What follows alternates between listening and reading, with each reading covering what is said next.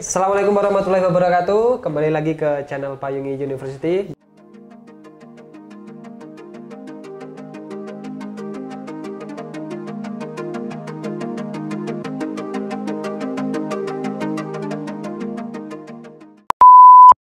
Kali ini kita akan berbincang-bincang tentang pesantren dan juga media digital. Dan saat ini kita dengan Bung Tommy Nur Rahman. Dia asli dari Lampung Timur, Jabung ya? Jabung. Jabung. Dia juga alumnus dari Pondok Pesantren Riyadatul Ulum 38 Batanghari, Lampung Timur. Dia tahun berapa Bung lulus dari Pondok Pesantren ini? Tahun 2016. 2016. Ya. Oke. Dia juga ini teman-teman pengelola media digital. Kalau teman-teman sering baca Indepth ID, inilah ownernya dari Indepth ID. Dan juga jangan salah, bukan hanya itu teman-teman. Beliau juga seorang web designer, juga aktif di YAI An-Nur Bung ya? Siap. Sebagai IT support lah, istilahnya gitu. Dia juga freelance, membantu pariwisata juga di kota metro, salah satunya Payungi University, Payungi, dan juga di Payungi University berkecimpung Bung ya? Ya, sempat ya. Oke. Dan luar biasanya teman-teman, beliau ini S1-nya di dua kampus, YAI Metro sama YAI An-Nur. Dan itu beda jurusan. Di YAI Metro apa Bung? Ekonomi Syariah. Ekonomi Syariah. Kalau di YAI An-Nur? Pendidikan Agama Islam. Itu apa tujuannya Bung? Kok ngambil dua kampus sebenarnya, dan dua jurusan? Yang satu itu bonus ya. Kalau memang saya sebenarnya kuliahnya di jurusan Ekonomi Syariah YAI Metro. Iya. Terus kalau yang satunya itu bonus sebenarnya di An-Nur. Iya, karena saya banyak memberikan kontribusi kepada kampus tersebut. Akhirnya saya ditawari untuk kuliah gratis di situ. Ya udah saya ambil gitu kan. Oh iya. Kok kalau sekarang aktif di mana Bung? Masih kuliah? Masih kuliah di UIN Raden Intan Lampung, pasca sarjana, jurusan Pendidikan Agama Islam. Oh, berarti linear ya dengan An-Nur. Oke, kita akan berbincang-bincang tentang pesantren dan juga media digital, Bung. Oke. Pasti kalau kita berbicara tentang pengetahuan, kita akan berbicara tentang pengalaman. Gimana nih pengalaman dari Bung Tom setelah berapa tahun di Pondok Pesantren, Bung? Di Pondok Pesantren tuh hampir ya 9 tahun. 9 tahun ya, oke. 9 tahun dan lebih 9 tahun. Saat ini aktif di media digital. Ya. Benar. Oke. Bagaimana tuh Bung pengalamannya Bung Tom setelah 9 tahun ya di Pondok Pesantren dan kemudian terjun ke media digital tuh? Bagaimana tuh? Sebenarnya perkenalan saya awal dengan media digital itu saat saya waktu dengan teman-teman di pesantren itu mendirikan sebuah majalah buletin pesantren namanya Al-Mukasyafah. Nah di situ itu yang ngelola Bung Tom sendiri atau? Kalau saya sendiri nggak bisa. Itu dengan teman-teman yang lain gitu kan. Nah di situ itu waktu awal-awal terbit itu ya sebatas cetak gitu. Setiap 1-2 bulan sekali kita cetak satu buletin. Dan setiap minggu kita bikin majalah dinding. Satu lembar kertas didesain, kemudian isinya konten-konten Islami, dakwah gitulah. Oke, itu inisiatif dari ya kawan-kawan santri atau memang ada dari YAI-nya? Dari teman-teman. Gitu. Asli? Ya teman-teman asli kita tawarkan ke pengurus, kemudian di ACC oleh Pak Kiainya, ya sudah kita bikin. Nah, ketertarikan saya kenapa kemudian tertarik dengan media digital karena saya melihat di situ ada keterbatasan gitu. Saya pengen buletin ini bukan dibaca oleh atau dikonsumsi oleh santri gitu. Saya pengen konten-konten yang ada di buletin ini juga dikonsumsi masyarakat luar gitu kan. Itu sudah terrealisasi, Bung? Sudah. Waktu itu saya bikin ya nekat-nekat sih ya bikin blogspot gitu yang masih gratisan itu, domainnya masih gratisan itu. Nah, dari situlah dan ilmunya tuh sebenarnya saya dapat dari jurusan Prodi Ekonomi Syariah bikin blog itu. Ada mata kuliah namanya IT for Business. Nah, IT for Business itu materinya disuruh bikin blog untuk apa namanya? Pokoknya blog untuk usaha gitu kan. Waktu itu. Nah, itu saya bikinnya dari situ. Saya kenal HTML gitu kan, bahasa pemrograman itu kan. HTML kemudian CSS. Nah, itu saya bikin blog dari situ. Itu awalnya dari situ. Kemudian ya tertarik gitu kan, akhirnya keterusan gitu sampai sekarang ya.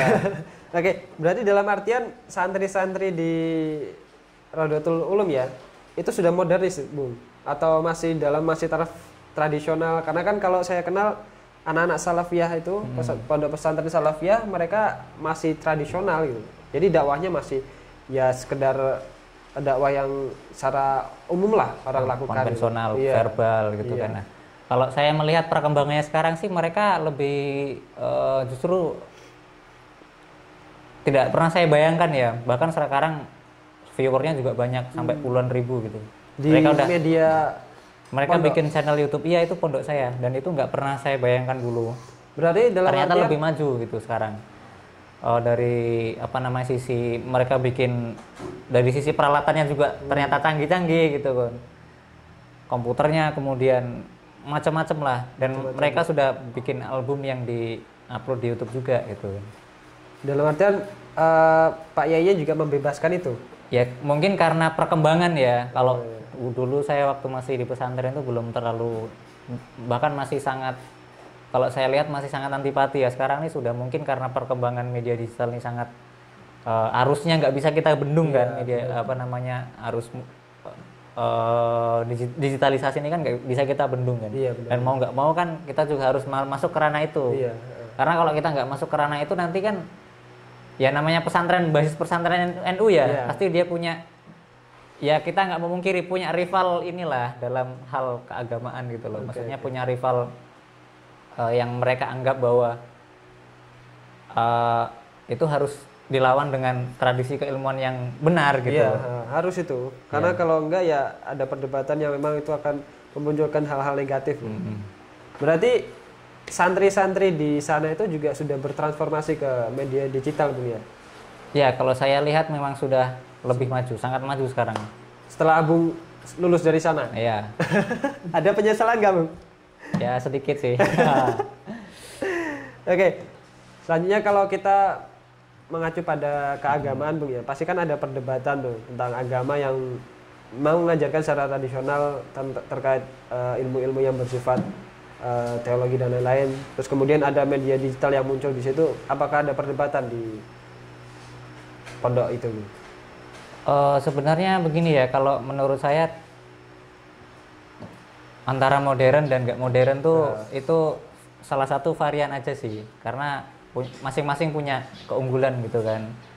Kalau di salafiyah itu mereka kan belajarnya itu dari dasar sekali, misal diajarkan dari bagaimana membaca bahasa Arab dengan benar gitu kan, kitab-kitab gundul itu, bagaimana mengerti bahasa Arab itu dengan benar, kemudian baru belajar akidah, baru belajar fikih yang sangat dasar sekali gitu kan.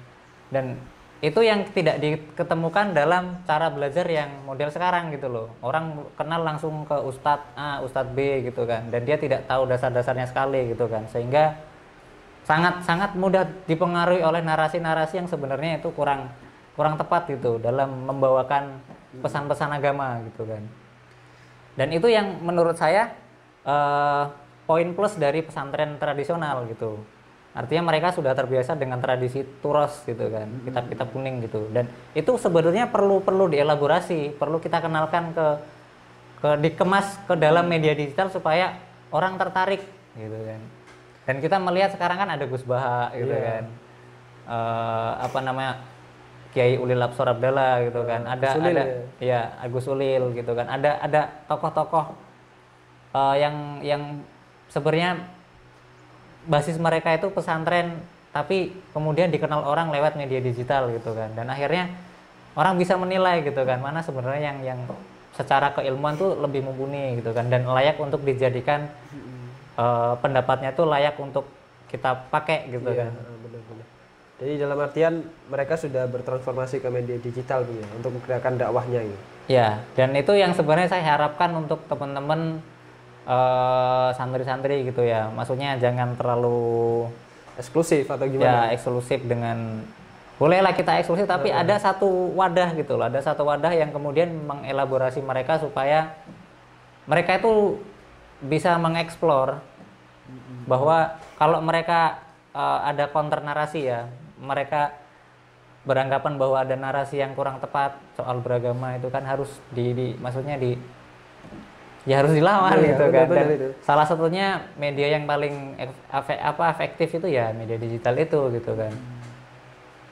Pengaruhnya apa kira-kira itu, Bung? Maksudnya kan kalau kita mengcounter narasi-narasi yang memang itu bersifat provokatif, itu kan kita perlu juga mengcounter melalui media digital gitu, media sosial juga gitu kan. Nah, itu pengaruh untuk masyarakat gimana kira-kira sekarang ini?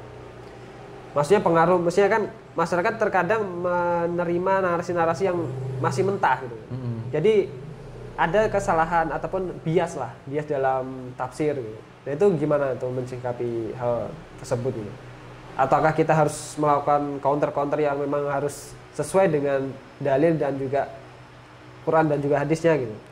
Ya, kalau itu sangat penting sekali menurut saya, itu yang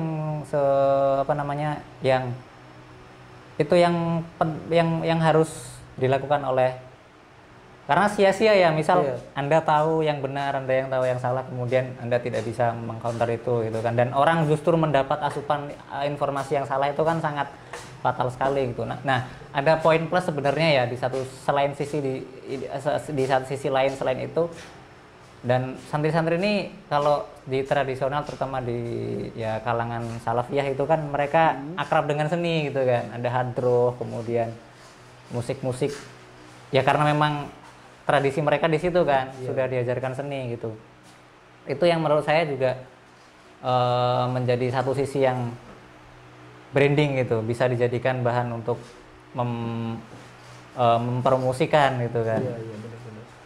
Terus apa nih kira-kira harapan Bung Tom sebagai alumnus dari pondok pesantren yang mensikapi perdebatan-perdebatan yang ada di lini masa yang saat ini kita banyak temukan di Facebook dan juga atau media sosial lainnya lah.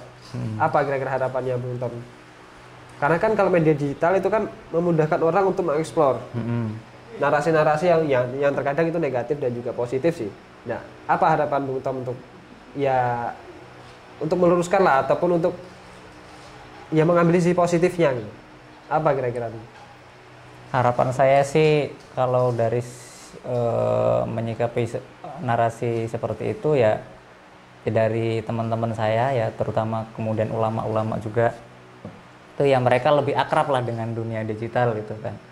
Karena sayang sekali masyarakat ini sekarang kalau mereka mendapat informasi yang tidak valid gitu kan, apalagi itu dalam hal agama gitu kan, fatal sekali kan. Nah itu ya saya harapkan terutama orang ahli ilmu itu kan, ulama, kemudian santri-santri yang memang mengerti soal hal-hal demikian itu harus akrab dengan dunia digital gitu. Terus apakah kemudian kita juga harus ini Bung, terkadang kalau ngaji tentang kitab-kitab kuning, kitab-kitab gundul itu kan juga orang awam masih tidak tahu tuh apa yang dimaksud dengan kitab kuning, kitab gundul. Kalau masyarakat di desa itu kan mereka masih sangat tabu. Apa kemudian kita juga bisa memanfaatkan media digital untuk ya sekedar mengajari lah atau apa gitu? Penting nggak kira-kira itu? Oh penting. Saya lihat seperti Ramadan ini ya, ada beberapa kiai yang dia menyiarkan pengajiannya secara online gitu kan. Nah saya kira itu juga. Tapi satu hal menurut saya juga, karena kalau pengajian model kitab itu pasti mereka punya pasaran sendiri. Pasarannya apa yang jelas, yang ngerti juga gitu loh. Segmen lah ya. Segmentasinya memang orang yang mengerti kitab, cara membaca kitab, atau minimal mereka mau menyimak gitu. Nah tapi untuk proses dakwah itu sendiri jelas harus dikemas. Oke, kitab dasarnya pakai turos nih, kita pakai kitab kuning, tapi juga kita kemas supaya pesan itu bisa disampaikan ke masyarakat gitu kan. Benar-benar. Saya lihat juga hari ini kayak Gus Ulil, Gus Baha, terus Gus Mus juga kan. Terus ada juga Yai Anwar di Lirboyo itu kan juga sudah memanfaatkan media digital gitu untuk pengembangan ilmu dan juga ya mengajari orang lah untuk meluruskan hal-hal yang bersifat negatif di masyarakat gitu. Oke, Bung. Terkait pesta demokrasi ini, apakah kemudian pesantren itu juga punya andil terkait pesta demokrasi yang dihelat setiap 5 tahunan? Karena kan sekarang kan isu-isu agama juga dibawa-bawa tuh di isu-isu politik gitu. Dan itu sangat ya kalau untuk mengambil suara pastilah ya. Terus itu bagaimana tanggapan Bung Tom terkait hal itu? Jadi ada tradisi pesantren dan juga ada tradisi politik gitu. Dan itu dimix dan jadi satu pokok bahasan yang sangat dalam lah intinya.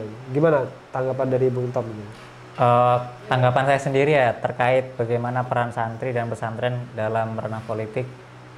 Eh, ada dua sisi ya sebenarnya ya. Satu sisi saya menekankan bahwa sebenarnya orang-orang ahli ilmu, terutama yang dari pesantren tuh mereka perlu juga hadir gitu, karena narasi agama yang dimasukkan dalam dunia politik tuh kayak kita lihat waktu pemilu kemarin ya, pilpres itu ya, itu sangat sangat brutal sekali kan narasi agama yang dibawa kan. Nah, ahli-ahli ilmu inilah yang dari pesantren inilah yang harusnya juga bisa menetralkan isu-isu yang destruktif gitu kan. Tapi ada kan yang memang itu ya ingin mendorong adanya sebuah kerumunan massa gitu. Kayak 212 terus 411 itu kan. Itu kan juga ada dorongan keagamaan gitu. Narasi keagamaan yang dibangun gitu. Iya, narasi agama. Kalau menurut saya jika dia berbasis fakta, kemudian itu karena ada Islam politik, ada politik Islam ya, dan dua-duanya kan berbeda gitu kan. Ya menurut saya itu ada dua sisi ya. Yang pertama tadi ya mereka harus hadir. Kemudian yang kedua yang saya takutkan itu kemudian pesantren ini atau santri ini hanya dibawa saat proses demokrasi itu sendiri. Mereka jadi komoditas politik misalkan, dibawa-bawa gitu kan. Benar disuruh ini gitu kan. Disuruh mendorong calon yang ada isu-isu radikal gitu ya. Kemudian mereka itu, dan setelah jadi kan kemudian akhirnya mereka bisa kalah. Mereka menjadi orang-orang yang disingkirkan oleh oligarki politik itu sendiri kan. Dan itu merugikan kita juga gitu kan. Ya menurut saya dua sisi itu sih. Di satu sisi memang mereka harus hadir, tapi di sisi lain juga bisa jadi bisa diviralkan juga kan tulisan-tulisan kita atau konten-konten yang kita buat yang itu menyerang kubu lawan, walaupun itu sebenarnya benar ya, itu kan bisa diviralkan oleh ini juga sih gitu kan. Tapi kalau memang itu sifatnya kemudian untuk membenarkan nggak masalah gitu kan, untuk memberikan sebuah pencerahan sih nggak masalah gitu kan. Tapi yang jadi masalah kemudian orang ini bisa saja diserang gitu loh oleh kubu yang merasa kepentingannya terganggu gitu kan. Benar. Gitu. Terus saya dengar Bung Tom ini juga menjadi salah satu tim pemenangan calon ya di Kota Metro ya. Itu gimana Bung? Kok bisa Bung Tom masuk ke dalam ranah politik yang memang kalau merujuk dalam sejarah Bung Tom kan 9 tahun di pondok pesantren dan kemudian aktif di media digital, terus kemudian jadi tim pemenangan. Kira-kira apa Bung motivasi dan juga harapan lah kalau anak pesantren kan pasti adalah harapan sisi-sisi keagamaan yang harus dimasukkan ke dalam dunia politik dan lain-lain. Apa Bung Rega? Kalau saya pribadi sih sebenarnya motif saya untuk masuk dunia politik itu bukan untuk ini ya, untuk memburu rente atau apa ya. Saya anggap ini sebagai sekolah aja lah gitu kan. Di sana Bung aktif di apa nih Bung? Media saya di bagian tim cybernya gitu kan. Saya yang mendesain konten-konten apa yang harus diproduksi dalam kurun waktu sekian gitu kan. Isu apa yang harus dibawa supaya calon ini terlihat seperti ini, artinya ada target gitu. Saya buat targeting gitu loh. Orang ini harus dikenal seperti ini, orang ini harus dikenal seperti ini, dan konten apa yang harus saya siapkan gitu kan. Dan di situ kan ada tim tuh. Ada yang ngerti soal desain, ada yang bisa video. Nah, itu nanti kita arahkan narasi-narasi itu supaya membentuk branding dari calon itu kan. Sebatas itu sih sebenarnya. Sebatas itu ya. Artinya saya juga harus bisa membaca peta, dan peta itu diberikan oleh calonnya gitu loh.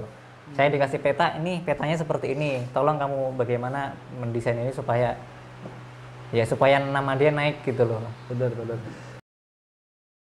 Ini terakhir nih Bung. Oke. Apa proyek ke depan nih di pondok pesantren terkait pengembangan media digital? Kira-kira dari Bung Tom. Karena kan Bung Tom nih alumnus dari pondok pesantren nih.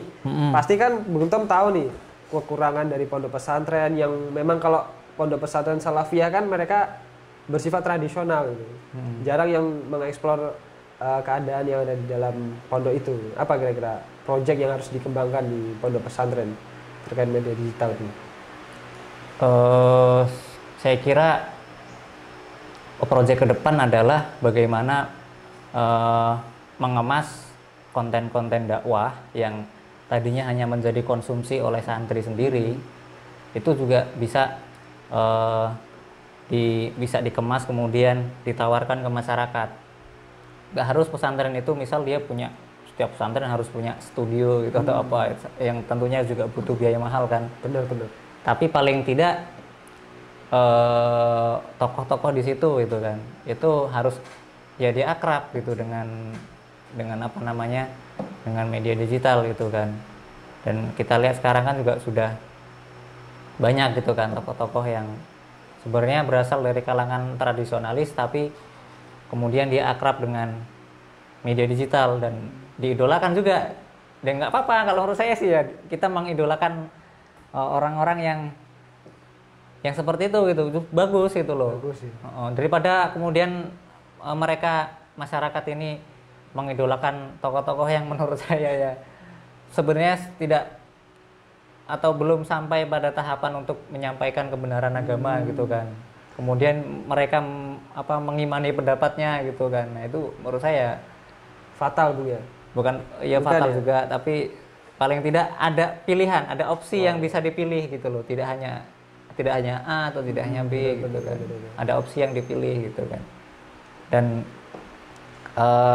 proyek yang paling besar adalah bagaimana mendakwahkan Islam yang ramah gitu kan, Islam yang berkemajuan, Islam yang ramah secara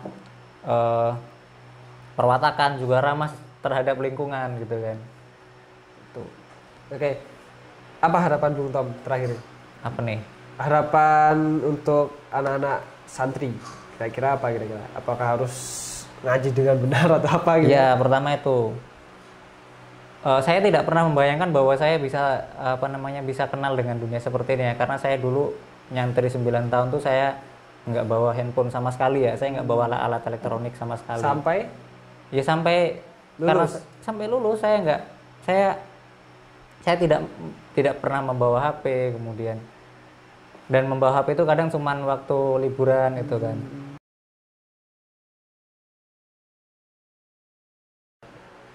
Tekun, terus kreatif, kemudian tekun, kreatif, dan cerdas. cerdas ya. Oke teman-teman, cukup sekian perjumpaan kita pada pagi hari ini dengan Bung Tom, sapaannya, dan teman-teman lainnya juga. Ya sebenarnya banyak belajar lah dengan Bung Tom ini, karena selama ini juga progresnya sangat inilah sporadis lah dari Bung Tom ini, karena setelah 9 tahun belajar di pondok pesantren dan sekarang sudah mulai aktif di media digital dan aktif juga sebagai web designer Bung ya. Dan ini sudah ada banyak proyek-proyek yang digarap oleh Bung Tom, dan kita patut bangga punya generasi seperti Bung Tom ini, dan saya harap teman-teman bisa belajar lah dengan Bung Tom. Saya bangga juga dengan Mas Dwi. Enggak lah. Oke, cukup sekian. Terima kasih buat teman-teman Payung University. Kita akan kembali lagi besok di channel Payung University tentunya, dan dengan narasumber yang berbeda dan topik yang berbeda juga. Siap. Jangan lupa, selamat Bung. Oh ya. Selamat beraktivitas. Subscribe channel ini. Oke, cukup like, sekian. comment, share. Oke, cukup sekian. Assalamualaikum warahmatullahi wabarakatuh. Assalamualaikum. Waalaikumsalam.